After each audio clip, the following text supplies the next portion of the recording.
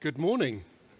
Welcome to Jewelry Industry Voices from CIBJO, the World Jewelry Confederation. It seems strange to be saying good morning. Many of you that watch the webinar series know that usually we're saying good morning, good afternoon, good evening, or welcome because we're live on air. And today, as well as the audience here at VICENZAORO, we also have many people watching live, being streamed via VICENZAORO.com. So welcome to all of you, wherever you are in the world. My name is Edward Johnson from Gemfields, and I'm helping in a small way to moderate this discussion. I usually lead the discussions from CIBJO's webinar series, but today I'm joined by people who have far more talent to be able to do it this morning.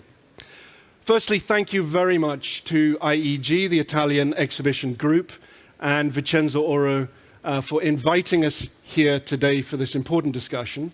Thank you to Marco Carniello and everybody for your continued support and hospitality here in the beautiful city of Vicenza. Secondly, none of us would be here today if it weren't for the continued leadership and friendship that we receive from Dr. Gaetano Cavalieri. Gaetano, last night, a few of us were gathered to celebrate your birthday. 21 years yet again. But most importantly, to celebrate the years of dedication and leadership that you bring to this industry. I think I join all of my panelists here, everybody in the audience, and everybody watching at home to wish you a very, very happy belated birthday. And we wish you many more to come, and thank you for your leadership for bringing us together.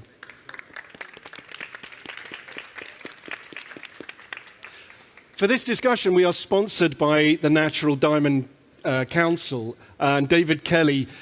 We offered for him to be here this morning. He declined, saying it was 5:15 in the morning in New York, and that's the time he's usually coming home from clubbing, so he declined the invitation. But we are very much happy to welcome Mina El Hadri from the Natural Diamond Council in France. And we thank very much the NDC for your continued support for CIBJO in this webinar series. So the topic discussion is a new paradigm for marketing diamond jewelry, shifting the focus from men to women. A diamond is forever. We all know that classic marketing slogan. It's served the diamond industry well for decades, hasn't it? It focused on persuading young men to buy a diamond engagement ring for his bride-to-be. The campaign started in the 1940s. We're now in 2022. The world has shifted considerably. Is that still the right way to market diamond jewelry? Focusing on the man buying for the women, excuse me. I think you'll all agree that that's not the case any longer, and we need to shift that paradigm. But that's what we want to discuss today. We want to see, has it changed from people's perspectives? Have the occasions, the reasons to buy, engagements, anniversaries, birthdays, have these changed? And if we need to change how we market diamond jewelry, how do we best do that? I'm joined by a fantastic group of experts to discuss this with me. Firstly, co-moderating along with me today is the inimitable Elle Hill from Hill & Company, which is it's a business management consultancy with global clients. Thank you, Elle, for joining us here today. Also, we have in the center here Mina El Hadri from the Natural Diamond Council in France, who's joining us. Also, Bérangère Troussard, who is a creator of Like a Bee, which is a French publication and website which concentrates on the promotion and the promotion of watches and jewelry, and she's also a wealth advisor. Thank you, Bérangère, or B, if I can call you that. Welcome. And also we have Caterina Perez, who many of you will know online as a leading influencer who's really pioneered the role of the influencer in the watch and jewelry space. Caterina, thank you so much for your time today. last but by no means least, Roberta Coy from the eponymous jewelry brand, Roberta Coy. Roberta, thank you so much for your time to be here.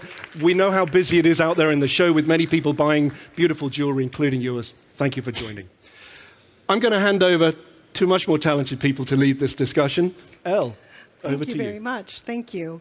And thank you to Gaetano and the Natural Diamond Council for having me and inviting me to participate in guiding this conversation.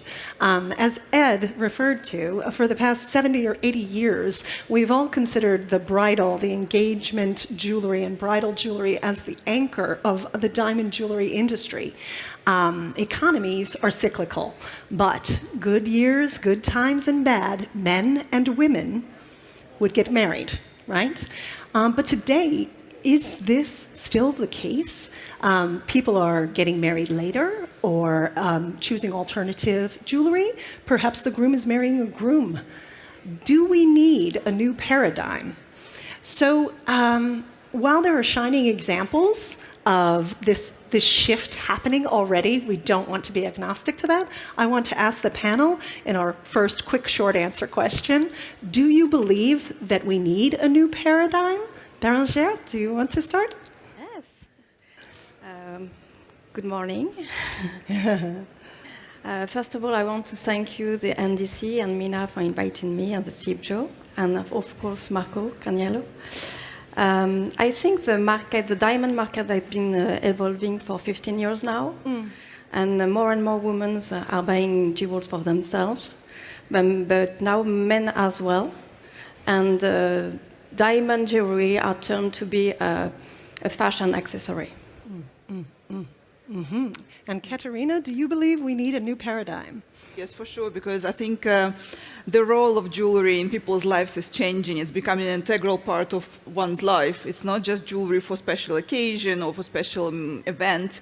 Jewelry is becoming a way of self-expression, showcasing your personality, and of course we can all see that women, men, everyone wears more jewelry in more different ways, and not just for the red carpet, but daily. So of course, new ways of marketing jewelry are coming. Exactly. And Mina? Of course. The paradigm is not just a question, it's a reality. So we are today facing a really great opportunity of doing business and also opportunity of selling diamonds on a different way. But we are going to go further. Now, Roberto, do you believe we need a new paradigm? Well, thank you for listening. Me, always yes. We need all continuously a new way of selling. We think we are good, but I always say we are never good enough. So we have space to improve ourselves. So yes, we've done well, but we can do better. We have to address to the consumer in a better way, and changing is always beautiful in life. I don't think there's going to be this much unanimous agreement for the balance of the conversation, if I know my panelists well. But let's bring this now to a little more time for Mina, you to speak in answer to this question. From the NDC's research, who is it? What is the main profile of the diamond jewelry consumer today? There are various profiles, as we are. Each consumer is unique, but we focused on three main categories, of course, men and women. But as we spoke yesterday, we have the category of no gender. That means you create and you develop product for men and women. Doesn't mean you can buy a jewelry pieces, for example, with diamonds, and your husband or your partner wear it, and you can also wear it. So it's a new trend, really growing year after year. But the main category remain women, but women with which profile? Completely different than what we used to know. That means today women want to celebrate herself. She wants to celebrate when she achieves something privately or professionally, and she wants to celebrate also herself when she didn't achieve, when she didn't succeed. That means to give her more courage, more bravery. So it just gives us a notification that you have today huge opportunity of selling product on a different way, different niche, which can be very valuable. So the profile of woman is to celebrate herself, first of all, but also she wants to be empowered. So being empowered with his jewelry gives her more and more confidence. And she wants also to be unique. Unique because she expresses herself through jewelry. She wants also to buy not only on a dedicated occasion. She wants to buy jewelry for day to day, every day wearing jewelry, not only for bridal or birth event, things like that. So, but we will see later how this new category is going to grow. So, given that change, and given some of the statistics that we looked at, the fastest growing percentages are women purchasing for themselves. How do we need to market to them? How do we need to change the way we market? It's a huge... And what is the NDC doing to support that? It's a huge, huge question. So just to remind you, the Natural Diamond Council is a very amazing organization, which we are dedicated and focused to consumer. What the consumer is, who he is, what he's looking for, and the most important, where is he? Today, where is the consumer? So these three questions are very important and central for us when we create advertising communication, advertising campaign, when we create tools dedicated to retailers, when we create all the communication dedicated to final consumer. And we go directly where the consumer is. If you follow up a little bit what we are doing day to day, you will see that we have amazing success through the final consumer, and we start to move to help the industry shifting on another way of consuming natural diamonds.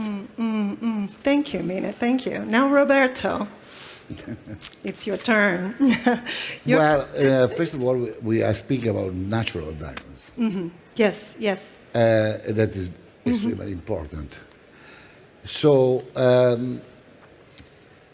the diamond industry, the jewelry industry, is a huge pyramid where you have the gods on the top, and all the other jewelers. So we cannot speak to the same people in the same We manner. can't address everyone all at once, but what's very interesting to me, Roberto, is that you have been marketing diamond jewelry to women or to your audience since 1996. How has your audience changed over those decades? To be honest, I'm not really a big diamond dealer myself. So I only sparkle diamonds somewhere. So, but I understand the diamond industry extremely well, as I've been one of the founders with Mr. Gaetano of the World Diamond Council, because I believe in doing the right things. I was a member of the CIBJO since day one, RJC Council. So that has helped me tremendously to give security, I do apologize, security to the consumer. Right. And been traveling for 30 years all over the world, I spoke to my clients. And I told them about the blood diamonds. I told them about everything, which was negative and positive. And I created a huge trust between them and ourselves. So they have huge opportunity to buy whatever they want to. But I express myself in a different manner. I make beautiful jewelry. And by the way, I put diamonds. You know what I mean? So women always bought diamonds. The husband only had to pay for them. But a husband never buys something which is not being expressed by their wife. But I think and women do buy diamond jewelry by themselves. But it's not now, for the last 30 years. How can they elevate the standards of women worldwide so they can buy more? And we are elevating the standards of women today. So diamonds and fashion goes together. They must be fascinated by doing continuously new design, new concept, and new marketing. But it's all based in credibility. And we have huge diamond dealers which have fantastic credibility.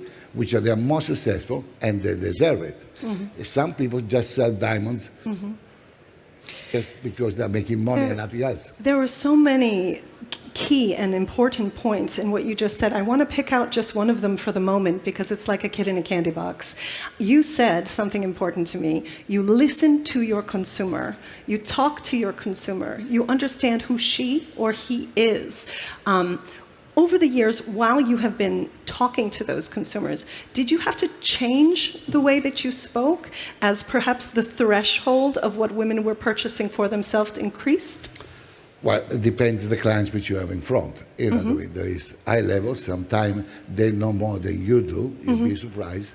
So you have to respect that you are speaking to a knowledgeable client. And if he's not knowledgeable, it's up to you to describe, you know, the diamonds, your design. So they like to buy it, but they always like to have a special occasion why they are buying for. You know what I mean? Not necessarily, you know, engagement is because you get engaged.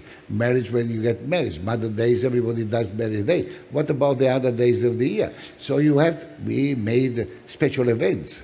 Right. You know what I mean? Which was worthwhile buying this important piece in this special occasion. So I always care about the consumer. Right. They were aware that buying from us, they were totally secure. Beranger, Yeah. who is today's consumer for diamond jewelry? Well, as a jewelry influencer, I still have a lot of requests from men wanting to buy engagement ring, but they are very lost. They need advices. What diamond to choose, what is a diamond, what's the value of diamond, so you have to do a pedagogy.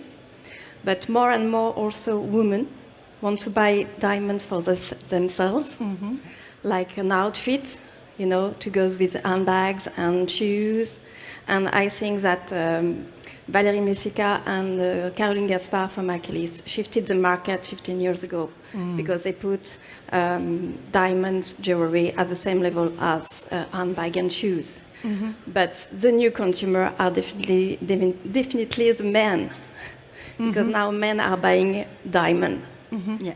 Not white diamond, but they take the responsibility to wear diamond in public. So if it's in the street, They assume they assume wearing yes. diamonds, and this is what. So they're wearing black diamond, brown diamond, and sometimes white diamond. And I don't know if you know Emmanuel Tarpin, a jewelry designer, French jewelry designer. He designed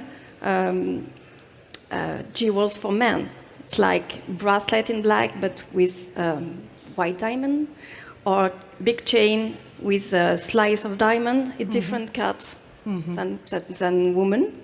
So a different way to wear diamonds. But definitely the new market is men. Yeah, there's a definite evolution. Yeah. Katerina, having been an influencer and maybe one of the first and one of the most powerful with the largest reach, you seek to bring the consumer into the industry and closer to the jewelry. What do you think the benefit is to the consumer and to the industry with what you and others who follow in your footsteps do? That's a very good question. I think I should go back 10 years ago when I just started doing that, because my background is retail. So I was behind the counter, I was managing jewelry boutiques and selling to the clients. And I remember at that time, the only place you can find the jewelry is in the boutique on the pages of magazine. And I felt like I wanted the whole world to know about jewelry, to understand it. And I felt that the more you see jewelry, the more you have desire to wear it, to get to know it, to appreciate it. The role of jewelry has changed, as I said before. It's no longer just a museum piece or collectible piece. It's a part of you every day. So what I wanted to do is to bring jewelry closer to the consumer, to be able to explain them jewelry, to be able to inspire them to wear jewelry and to understand it. And I took this, at that time, I'm known for many jewelers tool, Instagram, and I also founded the website to be able to connect to jewelry lovers from all over the world, and also to make jewelry a little bit, let's call it, more accessible. It's not just a big diamond, beautiful emerald and sapphire shouldn't be hidden in the jewelry box in a safe somewhere. It should be appreciated and it should be worn and seen, right? Because these are treasures of Mother Nature which we should appreciate. And it was quite a difficult task to be able to take I don't want to call it a product, but to take something very beautiful and turn it into something more well, accessible, something that people can see on their phone screen or on their computer screen. But I've always believed that this is the way. This is the way to reach out to the world out there through the phone, through online, and not just in a magazine. I wanted to talk to women and men internationally. And I pursued this idea for about 2 years when no one really believed it's going to be successful. First 2 years were very hard because jewelers didn't appreciate or understood why I was doing that. But it was so close to my heart. I'm so passionate about this that I didn't do it to promote jewelry or to become a famous jewelry blogger. I did it because I wanted jewelry to be seen, and it's a part of my mission to popularize the jewelry industry. Yes. And now, see, 10 years later, what's happening? The way the marketing structure has changed, the way you advertise jewelry has changed, right? It shifted from just pages of magazines to a new way of advertising jewelry through education. If I go 10 years back when I was behind the counter, we would educate the client one-to-one when they come to the store, but it wasn't so easy to access information, learn about diamonds, know all the 4 C's, but not just that, understand how to choose an engagement ring or what women like or how would they style their jewelry, right? And yeah, thanks to social media and online, it really changed. Now people can educate themselves through even Instagram or even TikTok, all the medias out there. And also new way of advertising is through inspiration. People don't come to Instagram to buy. They don't think, oh, I need to buy jewelry and I'm going to go to Instagram. No, they'll go to the website or they'll go to boutique, right? But the way they shop on social media, for example, is by seeing something accidentally often that they like and they're like, I love it. I want to wear this outfit. I want to wear this piece of jewelry. This is how I'm going to style it. So these 2 ways of marketing, education and inspirations, are very powerful and they're here to stay. So absolutely. And instead of waiting to have your client in front of you, you can interact with them, initiate and deepen relationships 24/7, which brings me back to something you said earlier, Roberto, about speaking with your clients, because now we've identified there's a new audience, there's a growing and evolving audience, and there always has been, right? And you have been standing there talking to them. What are the reasons why they buy today? If we've said it's no longer just the birthday, just Christmas, just the wedding, what is the reason why can you characterize why the Roberta Coy consumer makes that purchase? Personally, and only personally, I always want them to surprise my clientele. I remember when the film Chocolat was made, and they say, let's make chocolate pendant with chocolate diamonds. Once a client said, give me a heart, I say, I don't do heart, but let's celebrate with a champagne cork. Or I love caviar, I say, I did the caviar pendant. And when somebody asks me, I say, what about your diamonds? I say, well, either you make a diamond that nobody else has, I'm not interested. That's why we have the 100 diamonds, the 100 facet diamonds. So I always like to surprise. And like everybody, you need to fascinate your clientele. You know what I mean? Why are we doing it? And you know very well the woman loves a beautiful letter written. You probably get a kiss. If you send flowers, you probably get a kiss.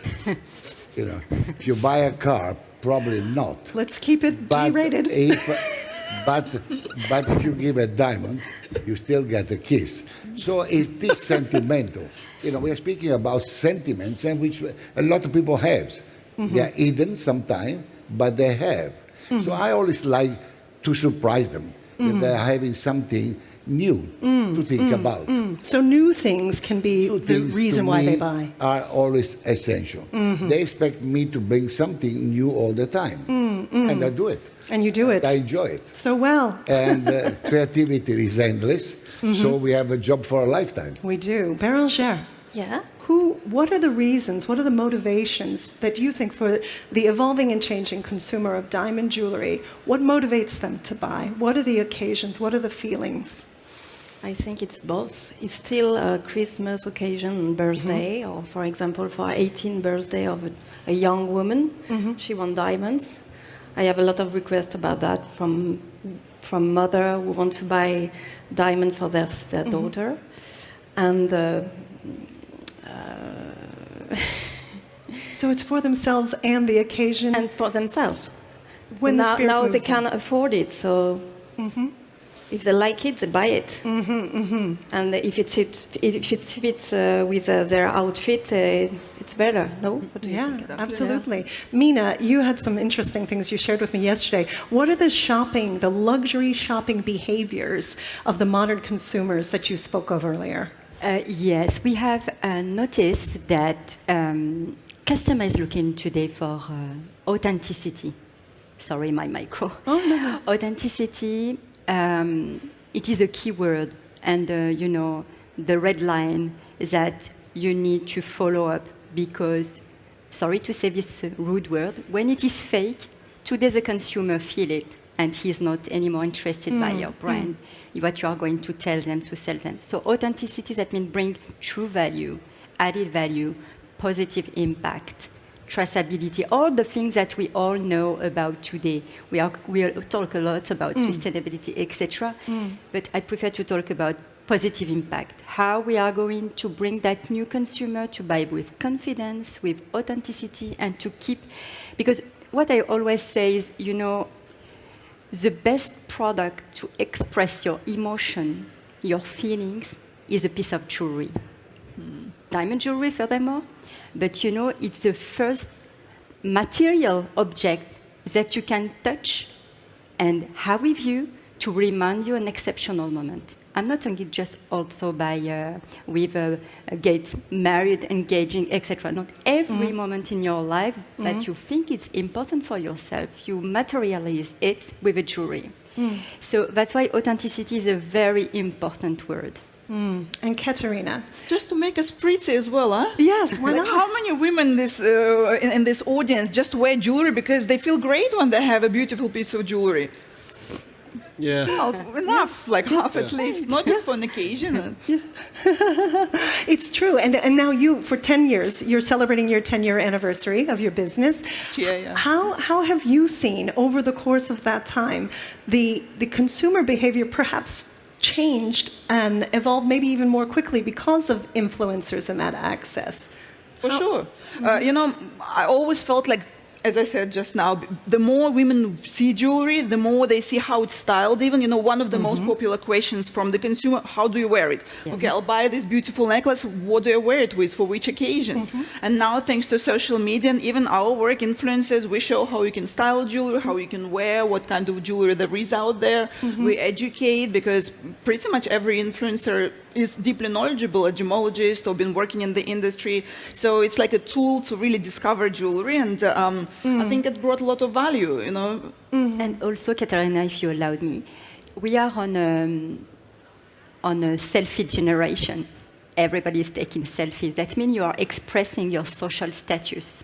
And you do it also through jewelry. So it's a way also of expressing your social status. And this new category of consumers is looking for that too.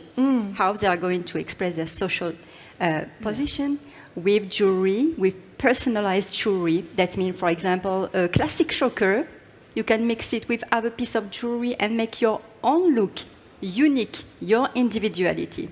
So this is very important, that you can go deeper on that segment of market and try to sell this kind of product. So now, Roberto, I'm going to ask you about the marketing of diamond jewelry to your client. Are we doing it effectively? Is Roberta Coy doing it effectively? And how would you suggest we improve it? Definitely not. Nothing is perfect. So, of course, I can do it much better myself. You know what I mean? So, I say the industry can do better. But you say the right words, you know what I mean? Credibility and responsibility of what we are doing is essential. How can we market something if we are not credible and we are not responsible? You know? So, we like it or not, we have to continue to do that. better and better and better. You know what I mean? So the consumer, we can start with the young generation if you want to, which I love them because they're extremely intelligent young generation. They have a lot of emotion which they can't express themselves. But one thing for sure, they are extremely fast and they go to the point. They like to buy from brands which are responsible for their own actions, and they are green. They would like to buy more often than their parents. They probably don't want lifetime jewelry, but they would like to buy more often from brands which they trust at a cheaper price. Got it. So that is the young generation, which is our future, hoping that they will buy the most important jewelry in the future. So the young generation, we have to promote them to be more credible to them, and they are very fast. They know how to buy, or sometimes they ask their parents, and the most likely, we like it or not, that your young daughter will tell you what to wear very shortly. Already. And to the grandmother, which is the opposite of the system. So we must understand that probably we should start with the young generation. Absolutely. Which they are beautiful, and we enjoy So working with them. there's two things I'm picking out of that.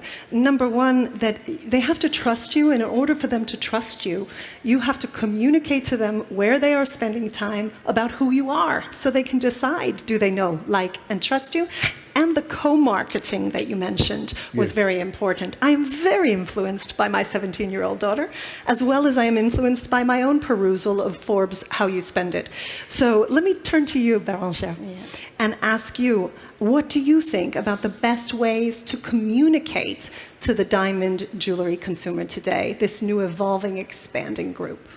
First of all, I think it's to be digital. And more than that, to be phygital, to have a website and a boutique. But a lot of diamond brands don't right now, so they have to move to this digital way, because when you advertise in a magazine, people are looking at it and they want to check the product on the website, the price, and so on, and go to the boutique or to buy directly online. So. But more than that, I think there is two axes for communication. First, the style. You need to know your consumer. Who are your consumer? Right. And to communicate around this, about around the style, fashion, personalization.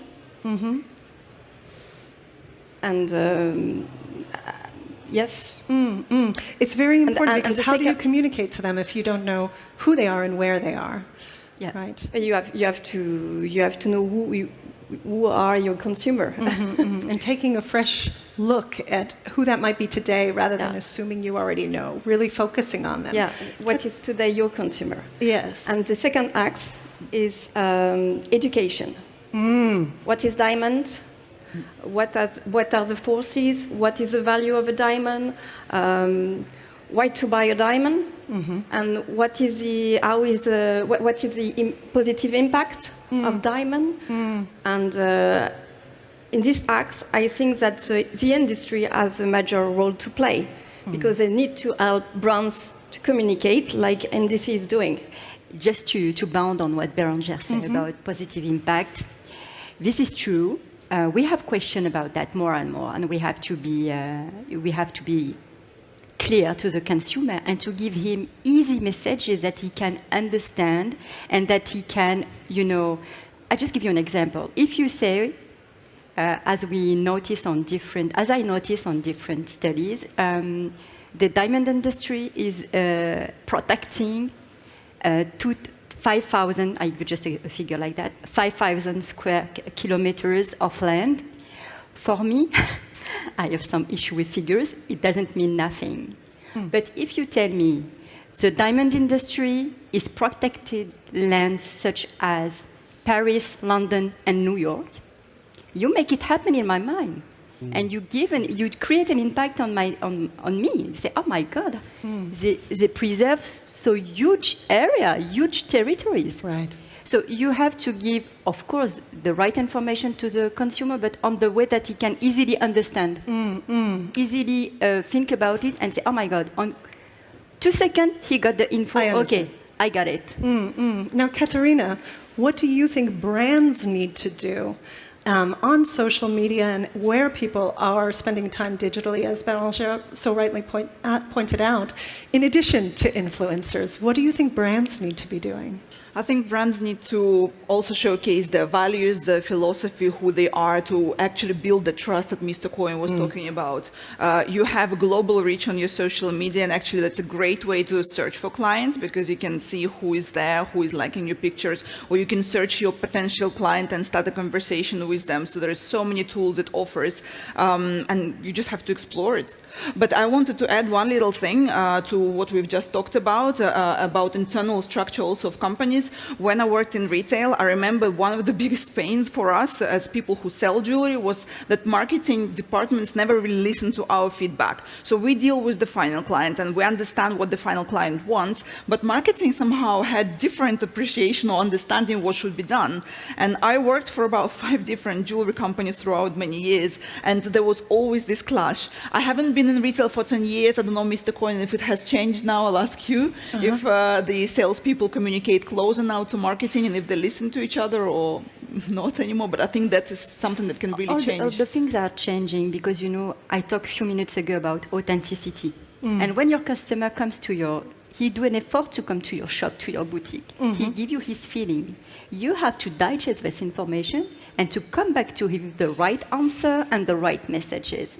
So now I think so on that marketing and sales team work closer and closer because we need to build the trust and the authenticity. And it's about going back to the overarching theme that I hear in all the answers is getting closer to who your consumer is and listening to them and making sure that what they say is heard by the marketing department and where they spend their time. I have one last question for you, Mina, before we go through a speed round, which is Mina. What are we doing? How is the industry doing well, or what do they need to do better to spend time where the consumer is? What is the most important is to inspire your consumer. Anywhere you are a big brand, a small brand, it doesn't matter. You have to inspire your consumer, and to inspire your consumer, you understand where he is, where he is spending time. Yesterday we talked about a lot of digital action, so we're still on 2.0 for digital, but we noticed that a lot of retailers, for example, have not yet their own website. They didn't give a different experience to their consumer, which is, you know, we need to have these new tools because this new generation need to go and to check and to look at and to feel the experience. And also we are close to the 3.0 with other tools. So we need to inspire where the consumer is. And what we notice is the consumer is, of course, on social media. He spends time a lot. Majority of his time, he spends it on TikTok, for example, on YouTube. And unfortunately, we are not yet there with the right message to inspire the consumer. So with a natural diamond consent since 2 years, we start to shift that. And how we notice it? Because we saw that a category of diamond sales have really increased, plus 60% is the self-purchase. Self-purchase categories have deeply increased, and thanks to what we are doing, of course, but also that we give the tools, we give the inspiration to help them to build their own communication and to face the consumer. We need absolutely to be where the consumer is. And today the customer is not only on shop, on retail, and he's a little bit lazy. So we need to push him to come and to visit us on a different way. So, yes. Can I just join? Yeah. This conversation is fascinating, and of course, what we're talking about there is this need to have education, as you said, the need to be phygital, to really use the omnichannel systems that we have in place, and to talk about the positive impacts. Yeah. But all of this, when we're talking about how we connect with the customer through our marketing departments, and you talked about that. One of the things that I asked as a friend of mine in preparation for this, and I asked her, what is the most important thing we need to do? And she said, the marketing teams in your businesses need to look at their diversity. Exactly. If the marketing team that you have is full of men, they will make decisions that will speak to that demographic. Can I ask you each individually to comment on that? I heard a lot of truism in that as a man. Okay. Shall I answer that? Yeah. Please. So if you read my website, you will see that in 1996 I wrote that our future is innovation and diversity. Now it's almost fashionable, but what is diversity? So I always believe in that. And diversity is probably what my marketing department is good. In actual fact, I should say excellent because my wife is in charge.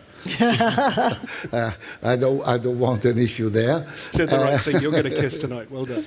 But I just told a friend yesterday that there's many ways to do marketing.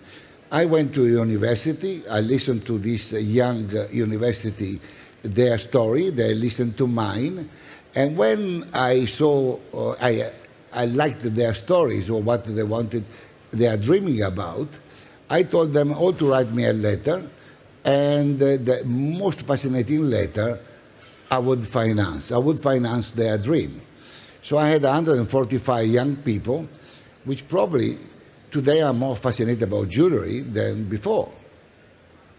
I challenge my clients. I'm good in challenging them. Instead of buying 10 Ferraris, why don't you buy a 30 carats diamonds? You know what I mean? I challenge my clients and say, well, is jewelry an investment? And I say, for sure, yes, because it's much cheaper than divorce. So there's many ways of doing marketing, and everybody does it their own way.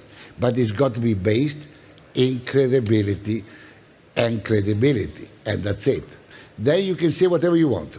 If we are extremely serious, which is we are trying very hard, and this organization like CIBJO, they go around the world in trying to make the government's work better and better and better.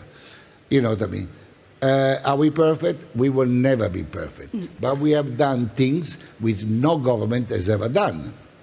So, let's carry on doing a little bit better. And Mina? I just talk I will take just a few minutes to talk about what we say about when I talk about positive impact.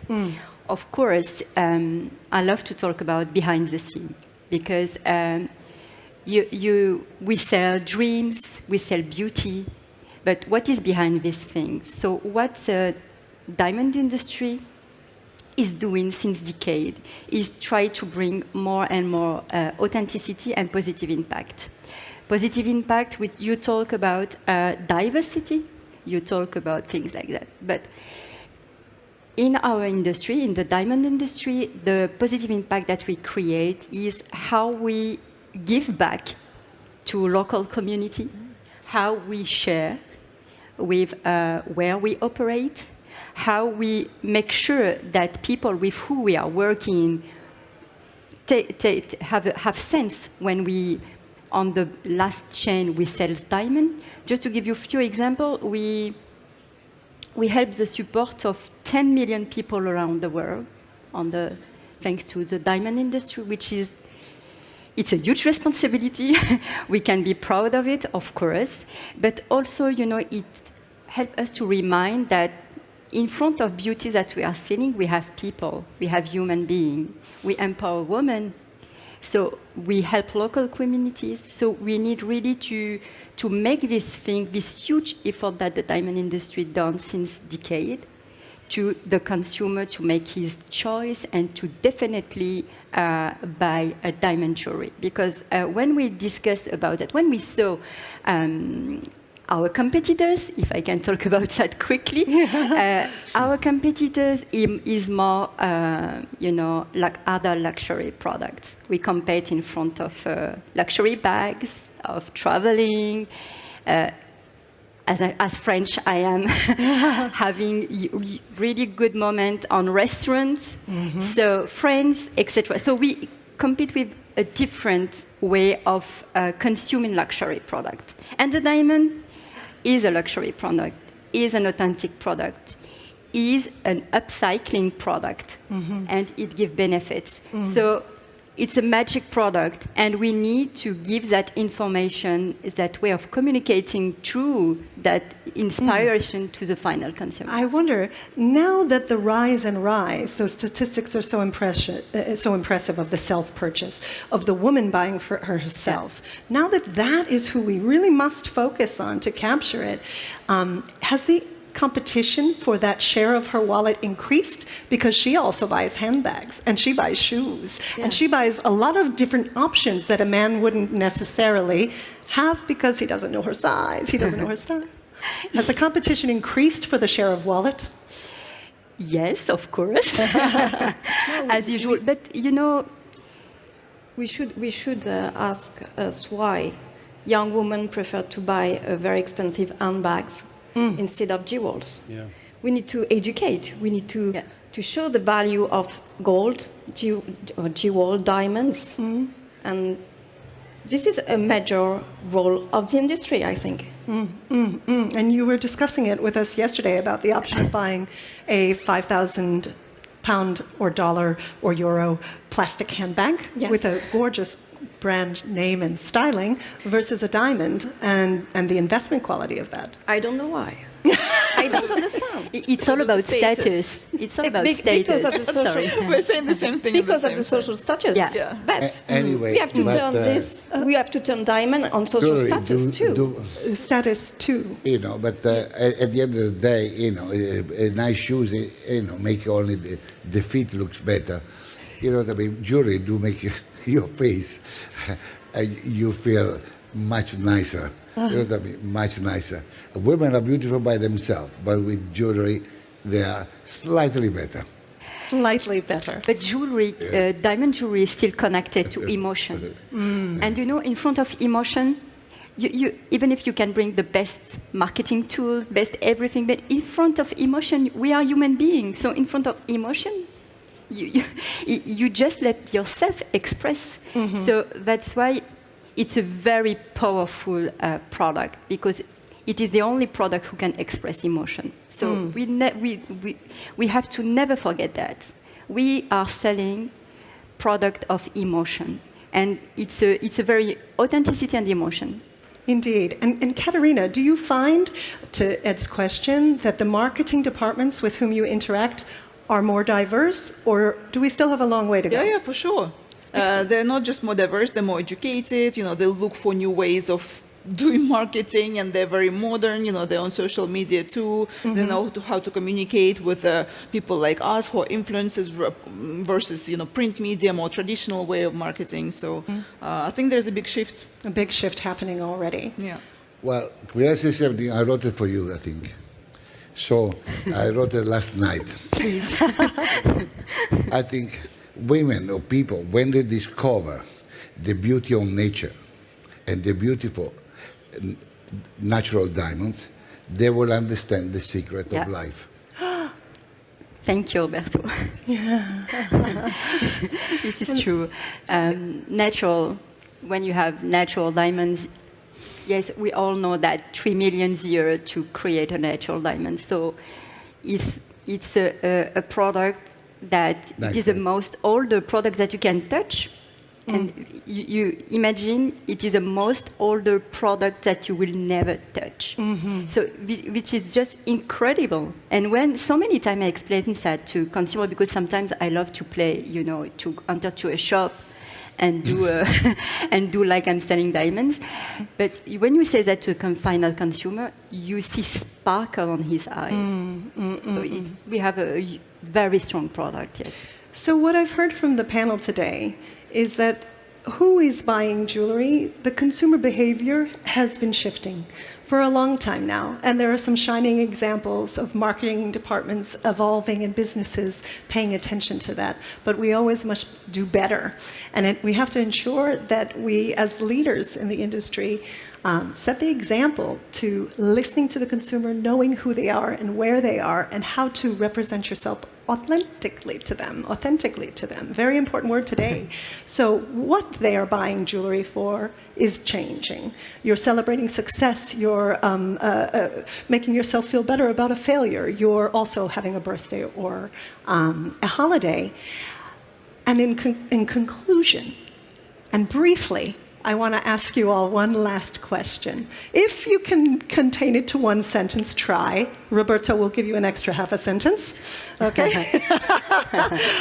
What strategy should be used? If you have to give me a short answer, what strategy should be used to market diamond jewelry? There's no short answer. No short answer. I'm sorry. It's okay. But all the big brands know their own clientele. Right. And each one of them will take their own strategy. We are fully aware that we can do better. The industry for sure can do much better. And there's no one which will tell you their secret, how they will attack the new market. Me, I'm thinking about it, I'm listening, I'm learning, and I learn fast. And my strategy will be to make, number one, better collections that can attract clients that probably, they forgot how to buy jewelry or so I don't have truly one that I can really say is useful for the whole industry. I can only say there is plenty of future. Let's do it better. What I mean? We are listening to you because this is the reason why you are doing this conference. And it is very difficult, but I can assure you, all the important brands knows they can do it better. Yes. And I love that you also brought it back to the product. Without that, all the marketing in the world will fail you. Yes. You must always bring that creativity. Mina, in conclusion and briefly. What strategy should be employed today? We notice that now we have huge of opportunities, plenty of opportunities. But you still, of course, to have the right product at the right moment, but furthermore, to be where your consumer is. If your consumer, to inspire them, I'm talking about. If your consumer is on social media, you must be on social media. Not only on Instagram or Facebook, because today everybody got it, but the new media that you have, TikTok, WeChat, all the media that you think it's relevant and when your customer can be. And there you have to spread your message. So invest a lot on communication, and Natural Diamond Council is here to bring you tools to help you on that. And also try to, try to always be, to move, to adapt yourself to the current situation. We are not on a fixed situation, as you can see. I think this is the most important message, that it is evolving. Your consumer is always evolving. You must adapt and change. Be responsive or you are not responsible. Katerina, what do you think the new paradigm must be? What strategy should we use to attract the diamond purchaser? Some of these things have been said before. I stick to educate, inspire, and innovate as well, because it's very important to try different ways of marketing. Think outside the box, not be scared that jewelry has to be presented in a certain way. I'm a living proof that you can really be playful with it and create different fun campaigns. And when you know who you created for a diverse type of clientele, then you'll be able to really connect with different type of people. Excellent. And Bérangère? Be aware of your consumer, adapt your communication to your consumer, and take into account men. Excellent, bravo. And I think we succeeded in leaving a couple of moments in case there is any questions that you may have from the audience for the panel before we thank them for coming. Would anyone like to ask a question to the panel? Yes, Iris? Oh, do we have a... Yes, it's just coming. There we go. So it's a very inspiring panel. Thank you for that. I love what you say about authenticity. I would like to add a word, integrity. Yeah. So my question to the panelists is, so in this world where indeed sustainability rules, how do you keep the magic and yet tell the story about that you're responsible? How do you use marketing for that without going into the greenwashing, blue washing, or SDG washing? Excellent question. Mina, I think you might want to... Yeah, I see you on the course. edge of your seat. Of course, I'll talk about authenticity, but transparency is another key word. Because, as I said in the beginning, when you don't give the right message and when it is not true message, because of course we have lots of greenwashing. Oh, look at, I'm ecological, I'm sustainable. But how do you bring evidence to your consumer? Okay, I'm ecological, but what is a number that you can show to your consumer that this is true? You are taking care of the planet. You are taking care of local community. Show us evidence, and consumer need to have this information. Other way, he will not buy your product, and he will not buy diamond jewelry product anymore. But be transparent is how you are going to. I saw in the diamond industry, we do a strong study to analyze what we are achieving regarding UN goal for 2030 and what we need to achieve. And each year, now there were COVID, so it was not easier, but each year we upgrade that study to see where we are right now. So for example, if I take an example, in Africa, we recycle because we are only using water to spread the kimberlite and to take the diamonds.